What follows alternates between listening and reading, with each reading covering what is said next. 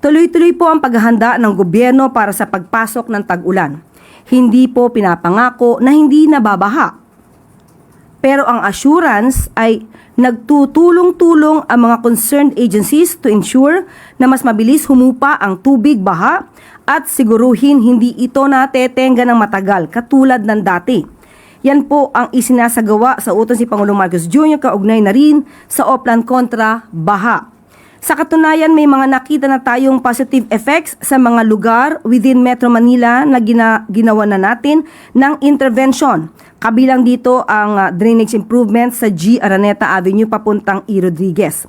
Yung mga residente doon ay nagbigay na po at nagsabi ng positive feedback dahil nung nag-uulan ay mas tuloy-tuloy na ang pagbagsak ng ulan sa mga drainage na dati ay naiipon at siyang nagiging dahilan ng lagpas taong baha sa lugar.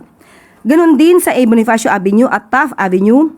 Natapos na rin po ang drainage improvement projects at naibalita na rin na mabilis bumaha pero humupa ang tubig sa Taft Avenue at UN Avenue. Tuloy-tuloy din ang dredging activities.